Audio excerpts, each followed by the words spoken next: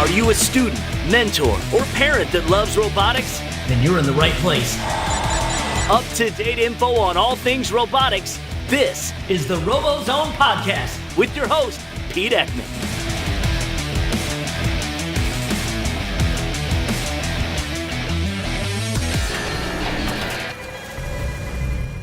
The Robozone Podcast is brought to you by Kettering University. It's a Kettering-built world. Hello and welcome to the 26th episode of the Robozone Podcast. This podcast is for Tuesday, August 1st. In this episode, we had some fan favorites from the past, Nick Clark and Joel Hurd. If you don't know who they are, they're some pretty hilarious individuals, and I got the chance to catch up with them now that the first season is over with SteamWorks. Before we get to the interview, I would like to congratulate all the individuals and teams that competed at the Festival of Champions this past weekend. It was an amazing event to watch via Twitch, which I watched. There was some good competition in the end. And thanks to FIRST for putting on a great event. Before we get to the interview with Joel and Nick, let's hear from our sponsor.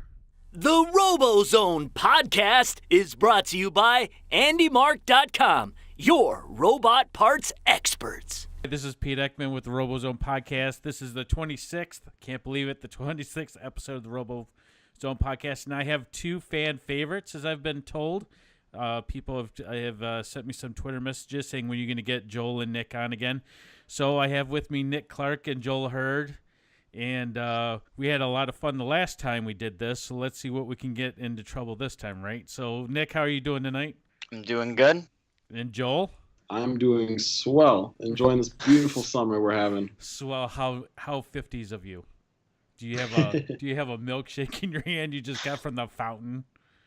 Hey, milkshakes are pretty neato if you ask me. Okay. So, yeah. I'm old at heart. Let me be old at heart. I'm hip with the kids, but I'm old at heart. You're an old spirit. Is that where we're going down this lane? Totally. Yeah. Well, while we're in this train wreck, Nick, what have you guys been up to? For me personally, I've been working a lot and just hanging out wherever you can. I mean, the new season of Game of Thrones is started, so you know me. Right after this interview, I'm actually going to a viewing party. So yeah, my daughter told me about this when I was trying to arrange this, and we're recording an hour early just because of Game of Thrones. I have actually never watched an episode of Game of Thrones. I tried watching it, and it made me too upset. I was like, if these characters would just communicate with each other, they would have none of these problems.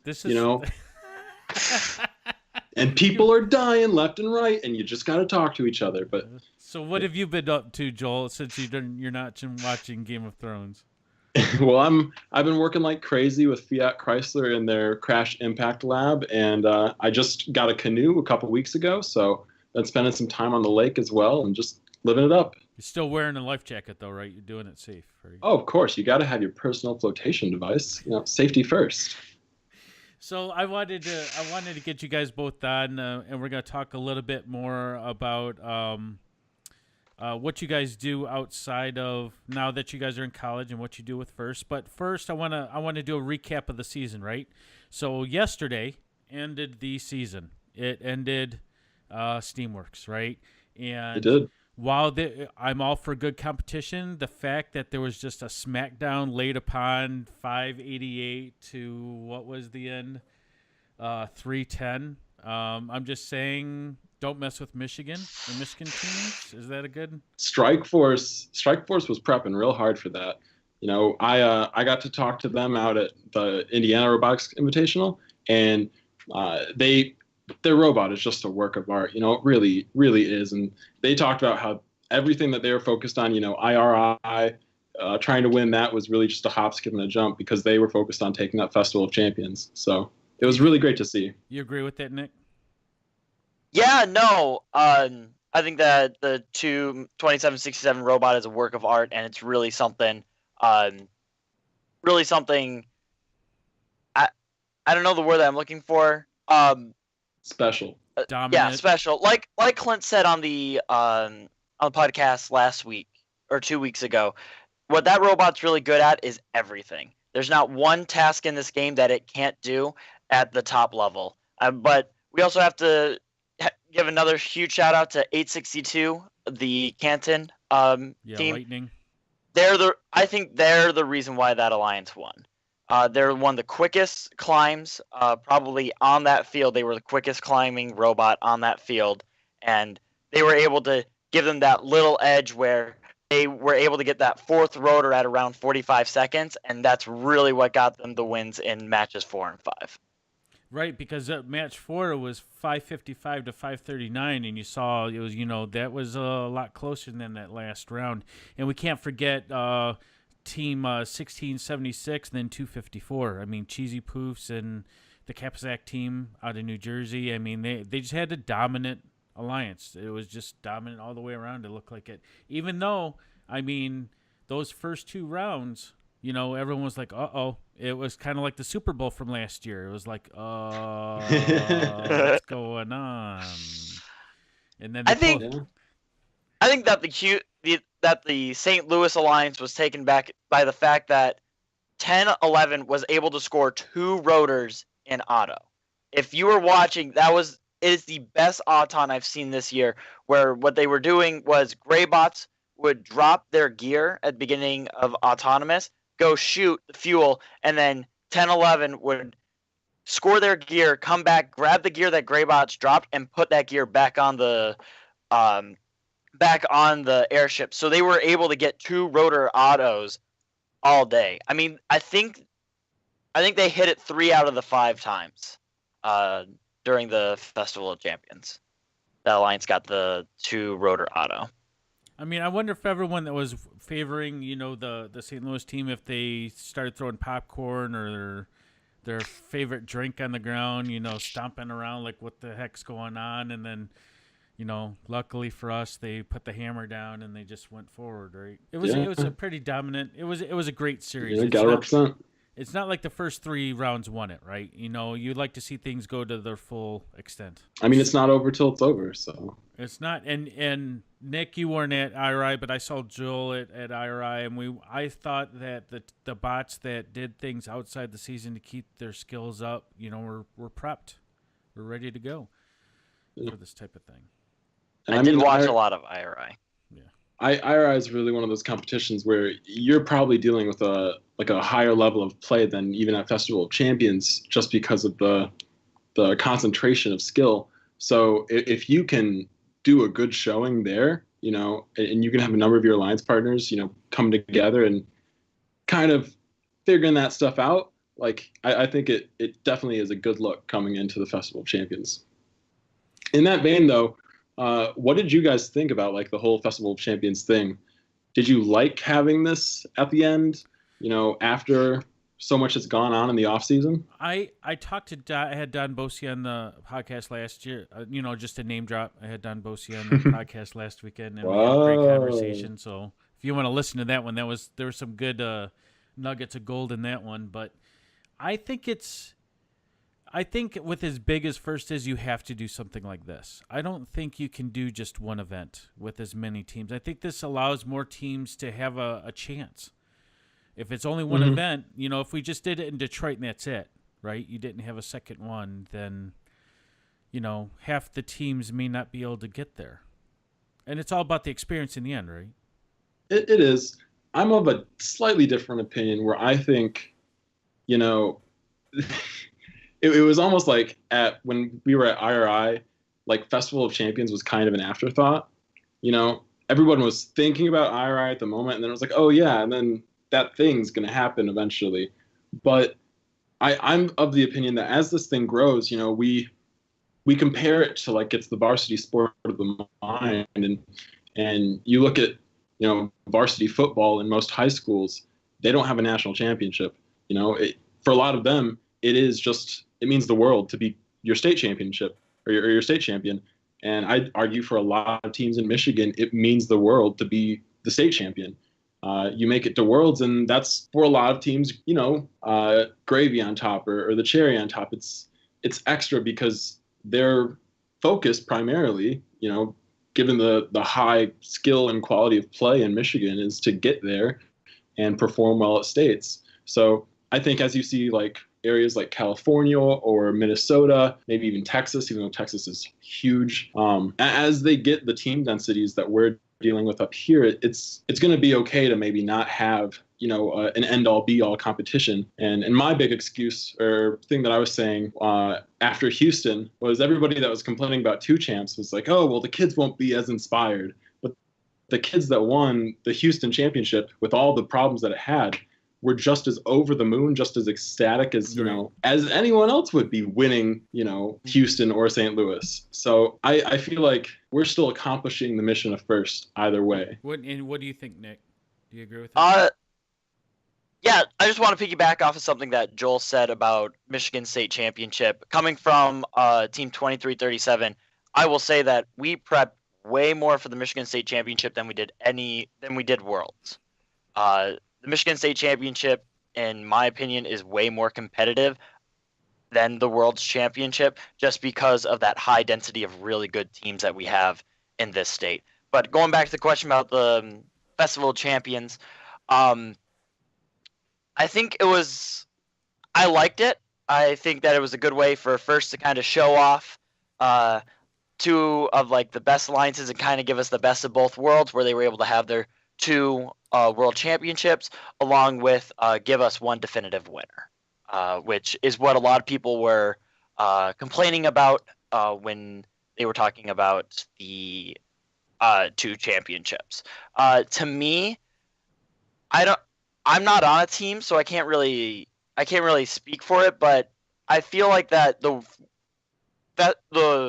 festival is actually the world championship, right? And I felt that the reason why they did the two championships was to get more people that experience, but in my opinion, they actually just brought that number way down to only 8 teams being able to experience that world championship rather than more teams. So right. I understand that, and if you guys listen to that podcast from last week, some of the numbers that Don was throwing around, I really didn't, because we're all from Michigan, right? The 3 of us are from Michigan. We have 450 teams. I think we're going to be over 500 next year, right? Mm-hmm. It's going to be nuts. So they're going to have to expand the state championship because you have 500 teams, but not every state's that way.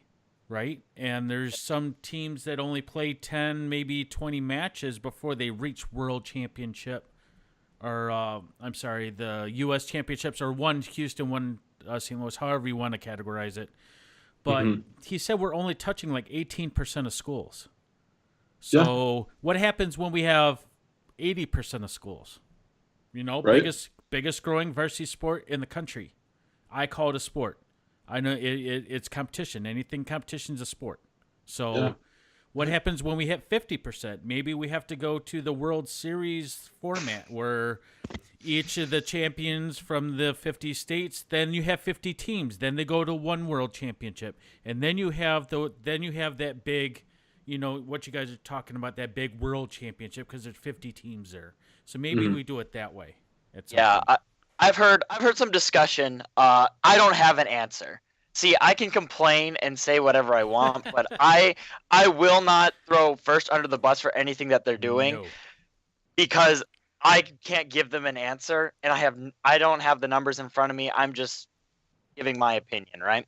Right. But I have heard some discussion about maybe having like 4 super regionals. And then depending on the super regionals, maybe getting together and doing like a festival with those 4 alliances doing something. I've heard some things have been thrown around, but I mean, the clear goal of FIRST, if it's 18%, that number needs to go up.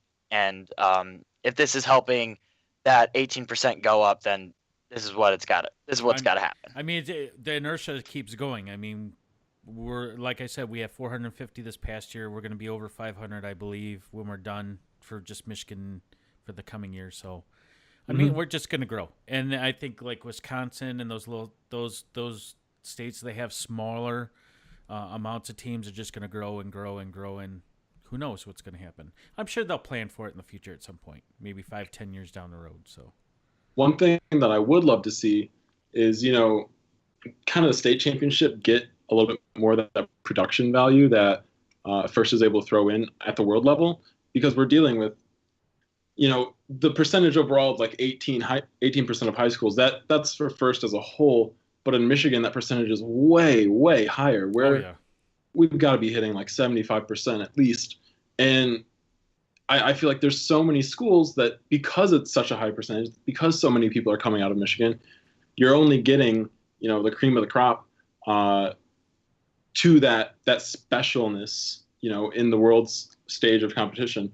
And so, when I was working with the Red Wings, I learned a lot about game presentation and how to really make what you're putting on the field look special and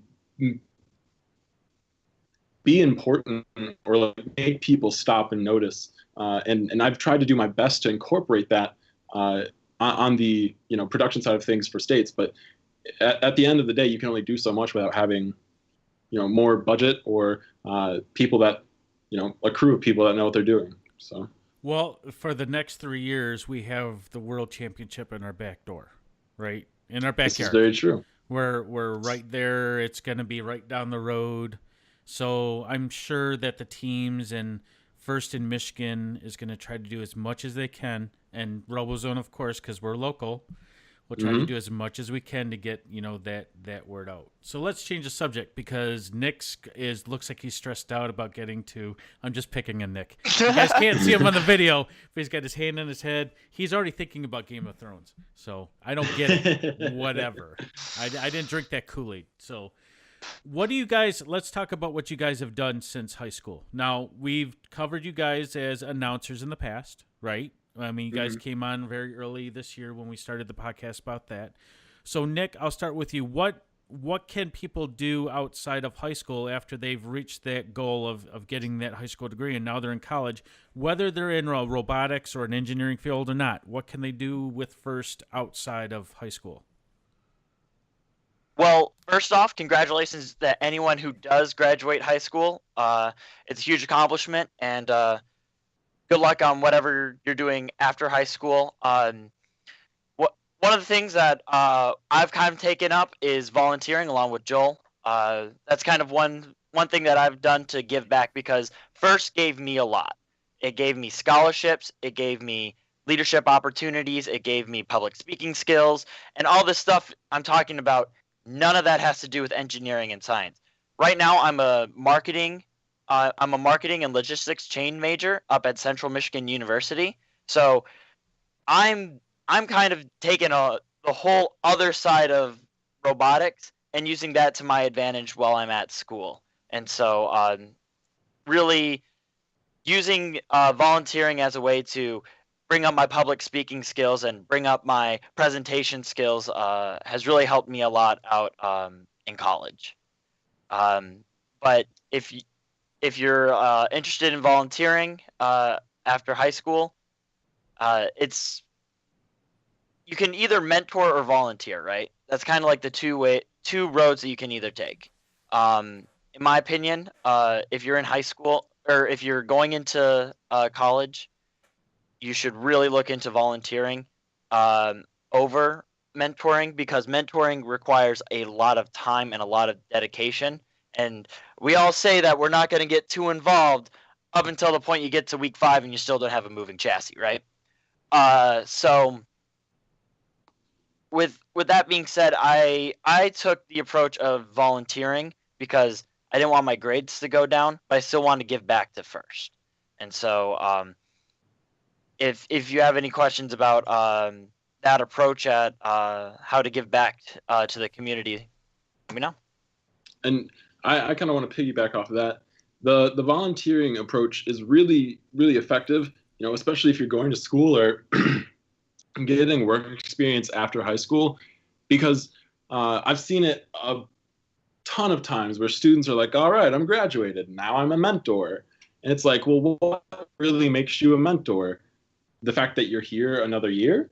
Have you really gained any experience or knowledge that you can contribute back?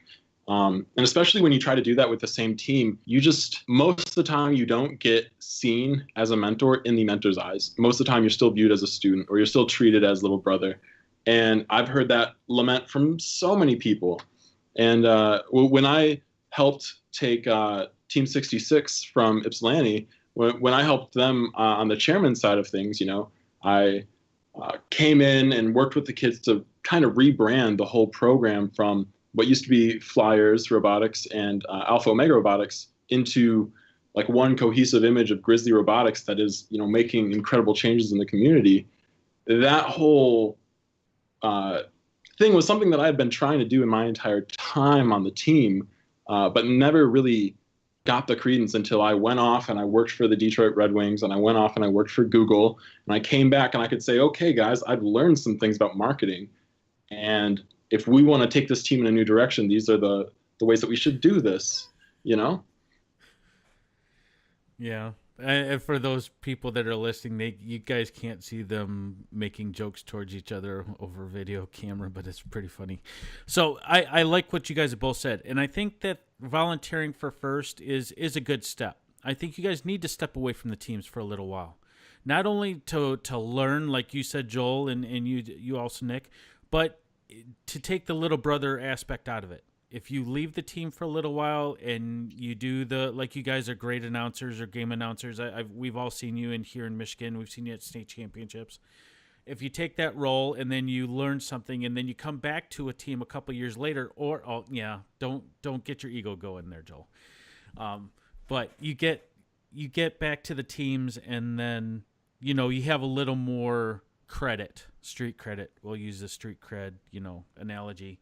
So that people, and you don't have to help the same team you came from. You can go to another team. You can see a team that's struggling. There are teams that go for long times, such as 66. You brought it up, Joel, for a long time, and then you go back to them, and then you can help them in different ways. Because I've talked to Kyle Hughes out of Team Rush. Thank you very much. Yeah. So she's been there for 20 years. But we talked on the episode I had her, and it seems to be now there's an influx of newer mentors coming that have been out of FIRST for a little while. Now they want to come back, and they want to give back. And now they're taking over drive team positions because they were there at one time. Then they took some time off, and now they're coming back because they got bit by the bug again. So I think that's a good way to put it. So you guys are both still in college. So let's talk a little bit more of how you got some financial help for college, because, we're going into, this is the off season. Kids are getting ready for their senior year in high school. The ones that have graduated are getting ready. They're already off to college. They got their college plans done. So for those seniors that are coming up, what can they do right now to help them get that stuff ready for this coming year? Nick, we'll start with you. Get a job. Like, I'll joke about it, but for real, get a job. One of the things that I wish I would have done is get a job during my senior year, just have a little bit more money to spend, to have as spending money when I go up to college, along with to help pay with tuition and room and board while you're up at college. I mean, I was fortunate enough to get quite a bit of scholarship and scholarship help from FIRST. I didn't get any FIRST scholarships, but FIRST definitely helped get a lot of the scholarships that I was able to get, along with some academic scholarships through Central Michigan University. So get that job, save up, because it's going to come back and bite you hard when you start going off to college. But at the same time, Nick, if they're in their senior year and they're still with their teams, right, they want to make sure that they may find a job that's kind of flexible, because they still want to be on their team for the last year, right? So it's kind of walking a very tight line, isn't it? Yeah. So, you just gotta. Everyone in the FIRST community is pretty cool. Joel, not Joel. But if you just go up to your manager, right, and you're just like, hey, listen, I got this robotics thing. Maybe you take an hour off, the first hour of robotics, so that you're working, then you come back and come to the team. Stuff like that. I'm sure head mentors will understand. But you just got to talk to your manager and be like, maybe you got to take a few hours here and there. Maybe you miss a Wednesday meeting, so you got to work. But just have that little bit of money somewhere to help you out, because I really wish that I had that. How would you handle this conundrum, Joe? So as far as your last year in high school and you're trying to find ways that FIRST can help you in college, in that same vein of getting a job, you're going to need internship opportunities. Or if you're going to schools with co-ops, I don't name names, maybe Kettering, you're going to need a co-op. And one of the best ways, and the way that I got my co-op with Fiat Chrysler Automotive, is I did a lot of networking in FIRST. You have mentors from every team that are professionals in the industry that know their HR departments, that can talk to people, and those are people that you need to get involved with and you need to talk to so that you can actually do a job maybe that you're interested in that is maybe related to robotics. Maybe you're not making pizzas, maybe you're not selling clothes at Meijer. Like, I never really wanted to do that. I paid my dues, but I enjoyed my time on the tech side of things way better.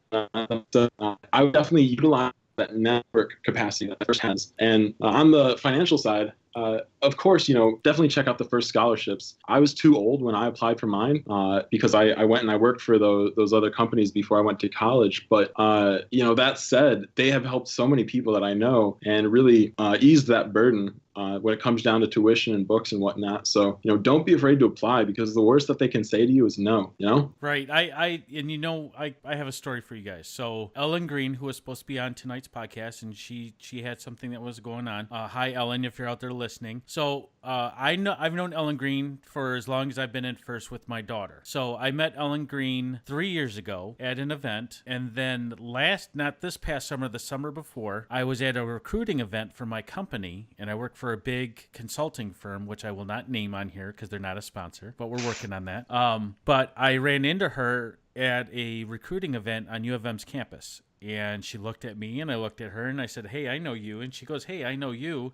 And I got her resume and I looked it over and it looked good. But that was a personal connection of someone that you're meeting at a legitimate place where someone could. It's not necessarily what you know anymore; it's who you know. It's a combination of both. You have to know your stuff. It's definitely both. You have to know your stuff. But I knew she was smart. I knew she was an FTA, and I knew all about robotics. But it's a personal relationship that that's one thing we had in common. And then to see that at their, I could put her in for an internship, and then whoever makes those decisions in the company makes those decisions. But at least she knew someone that was recruiting. Yeah. And that's one of those things. So, I mean, you never know. Networking in FIRST, I'm learning, me, even as a mentor, is learning that there is a wide range of people. And while I'm on the business side, what I do for everyday life as an IT consultant, there's many more engineers that I've met and learned, like Jim from the Killer Bees, of course, Mr. Zondak, or Jimmy Z, as I call him. That's his new nickname. Please, everyone that sees Jim, call him Jimmy Z. I just want it to stick as part of the podcast because, he's on the TV side. So, for sure. But, I mean, I'm glad you guys give us some insight. Joel, is there anything else that you can recommend kids that are going into their senior year or just fresh out of college and they're looking for something to keep themselves busy at college to do, to keep themselves away from the darker side of college? The perils of Greek life, which I also happen to be a part of. No, I went to Kettering and I saw that when I was there, surprisingly, like some odd 50% of our student body is FIRST alum.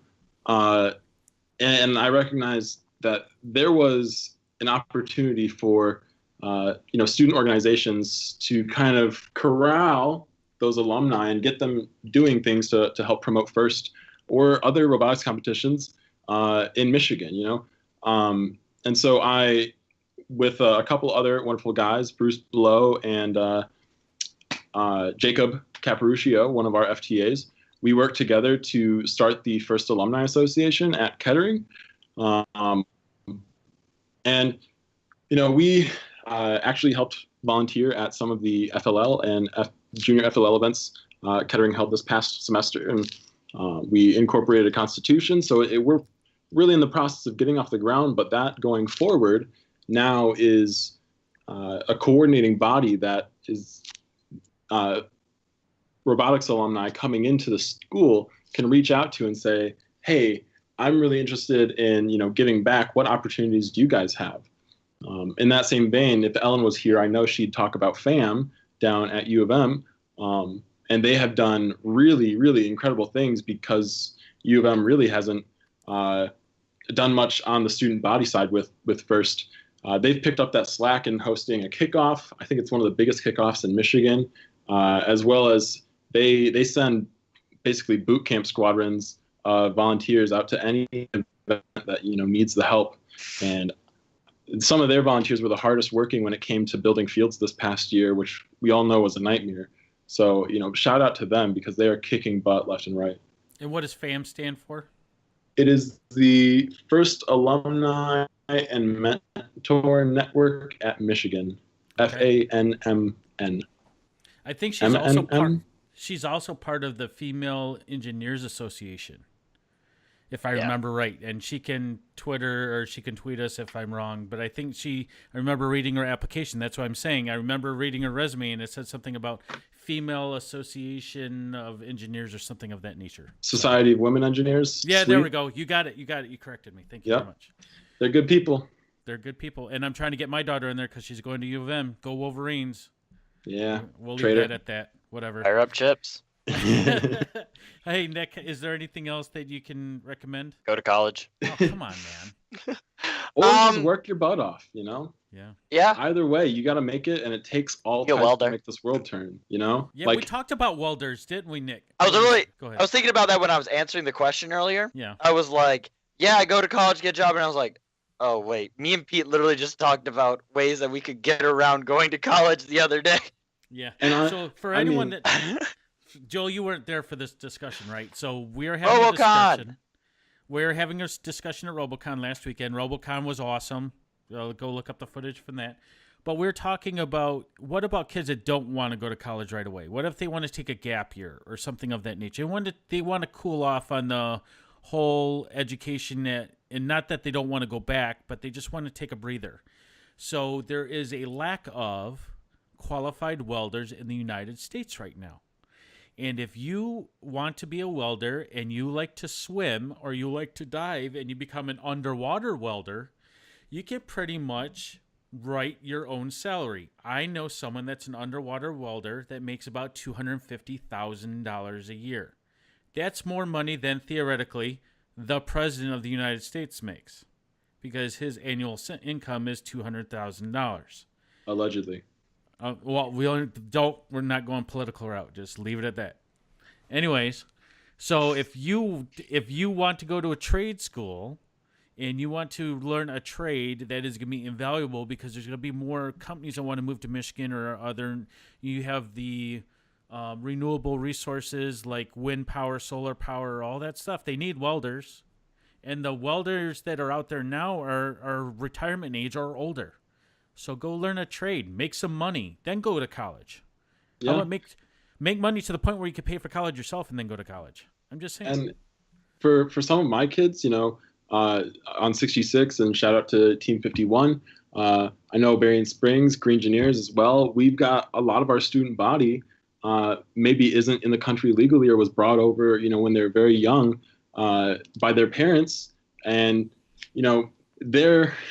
they are as home to Mexico as, maybe Australia is to me. So like for them, it's they can't really go back, but it's also extremely hard for them to get tuition assistance in America. And so like for those people, there really is a need for options.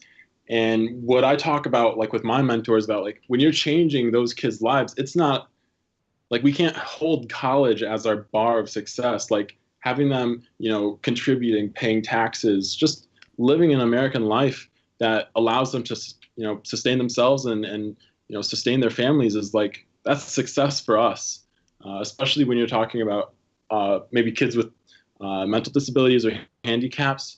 Like for them, college maybe isn't going to be the bar for success, but it's really about the change in trajectory for their life, where maybe they would end up working at a Taco Bell for the long term, and maybe that changes to being like a diesel mechanic or something like that. Those are changing trajectories that FIRST can still do, and in my opinion are still just as much of a success as getting a more affluent student to college. And you got to remind everyone that you have to build a network, and the network is just being in FIRST as a network.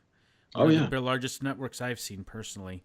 And if I can just offer advice as a parent and as someone that has 2 college degrees, college doesn't have to be the end-all be-all of your life. Because when you come out of college, you're going to have debt. So if you want to make money before you go into college, do it. Have a plan. But have a plan so that when you come out, you have a career. Make sure you're picking something that's marketable. If you want to set your goal, you have to set your goal. You have to set your aspirations early. And it sucks that you have to do it out of high school because it takes some of the fun out of high school, but you got to have a plan now more than ever. There's competition out there. So Indeed.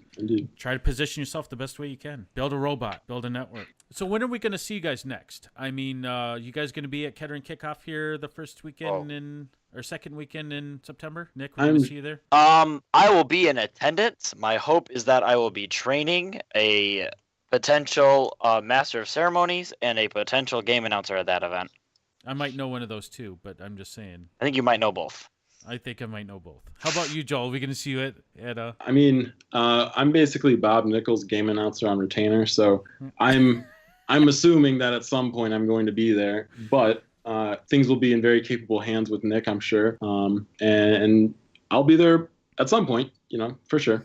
Oh, we're not going to see the banter of Joel and Nick? You might get you might get a few matches of it, but I need to train some people up because we're running low. I mean, that's just the thing. When we say go out and volunteer, we really need people because we don't have enough people to staff these events. So It's going to be a real training opportunity at Kettering Kickoff.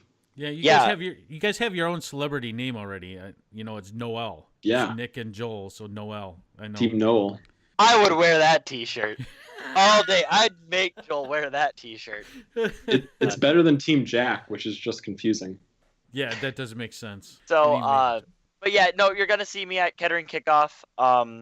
Hopefully I don't have a microphone in my face, but I'll probably take a few matches here and there as a training opportunity for the new Master of Ceremonies and Game Announcer at that event. You're also going to see me up at the Great Lakes Bay Bot Bash up at Midland High School, Team 2619, The Charge. Out of Dow High School. They always put on a really nice event.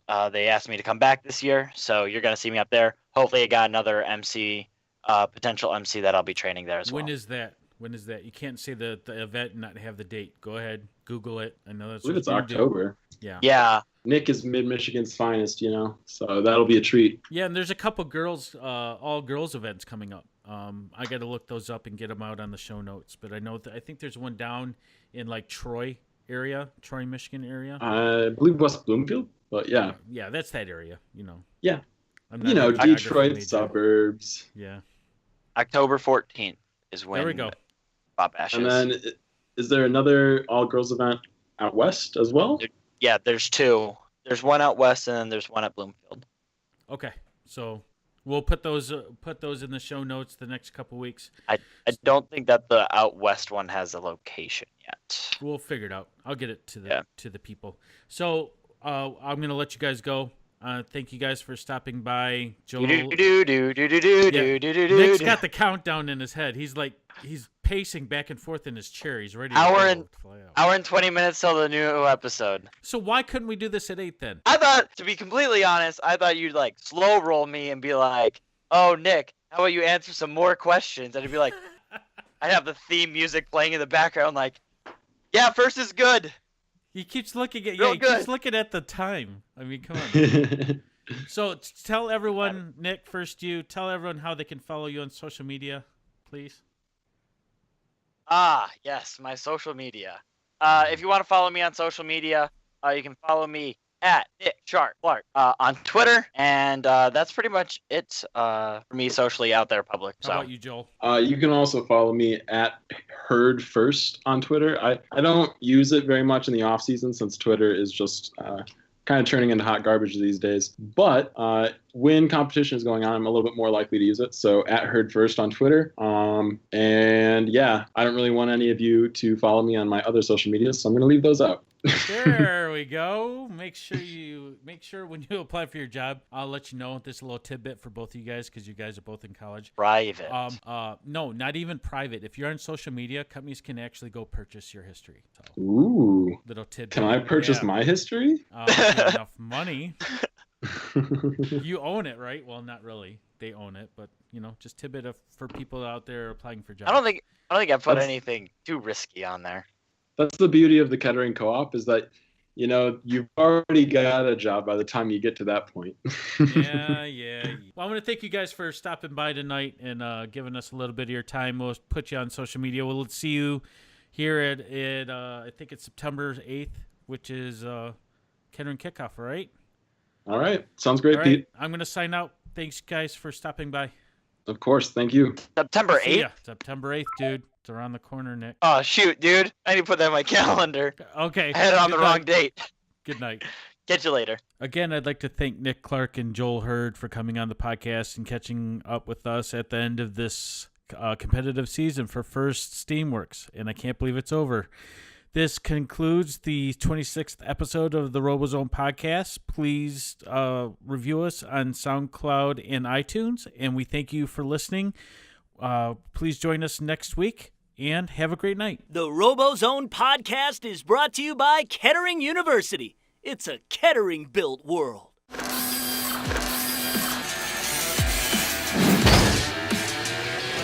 Thanks for listening to the Robozone podcast with your host, Pete Ekman. Find us online at robozonetv.com and on Facebook, Twitter, YouTube, and Instagram.